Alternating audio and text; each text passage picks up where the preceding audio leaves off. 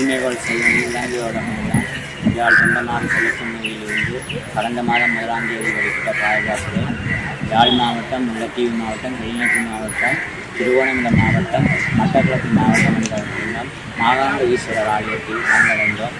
28ஆம் தேதி இன்று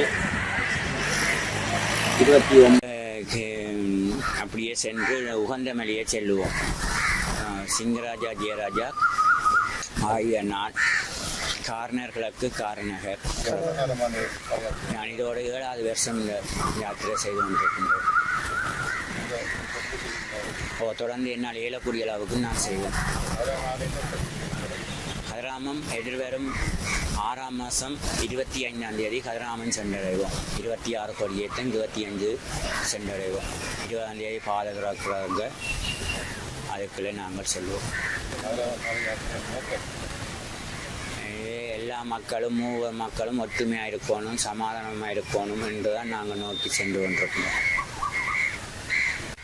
மேன்மைகள் செய்வ நீதி விளங்குக உலகம் எல்லாம் வல்ல முருகப்பெருமானின் திருவருள் கடாட்சம் என்றென்றும் எங்கள் அனைவருக்கும் கிடைக்க வேண்டும் என்று கூறிக்கொண்டு தங்களது அனுசரணைக்கு முகம் கொடுக்கின்றேன். இன்றைய தினம் நாங்கள் தொண்டமனாறு செல்வச்சன்னதி ஆலயத்திலே இருந்து இந்த பலதரப்பட்ட யாத்திரைகள் பல கிராமங்களிலே இருந்தும் ஒன்றாக சேர்ந்து எமது முருகப்பெருமானின் திருவருளை பெறுவதற்காக இந்த பாத யாத்திரையை மேற்கொண்டிருக்கின்றோம். அந்த வகையிலே நாங்கள் இன்று மாமாங்க ஈஸ்வரர் ஆலயத்தை வந்தடைந்தோம். கால உணவை உண்டு திரும்பவும் நாங்கள் ராமகிருஷ்ண மிஷன் மண்டபத்துக்கு செல்ல இருக்கின்றோம். அந்த வகையில் எங்களது இந்த புனிதமான யாத்திரை இன்று நேற்றல்ல, தொன்று தொட்டு முதியோர்களின் காலம் தொட்டு இந்த பாத யாத்திரை மேற்கொண்டு வருகின்றது. இடை சில இடையூறுகள் எங்கள் அரசாங்கத்தால் ஏற்பட்ட காரணத்தில் கூட இந்த பாத யாத்திரை நிறைவாகத்தான் சென்று கொண்டிருந்தது.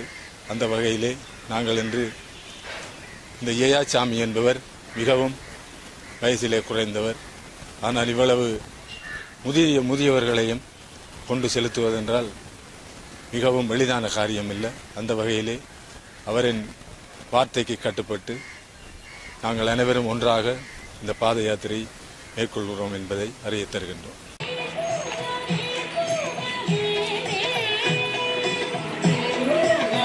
Hello.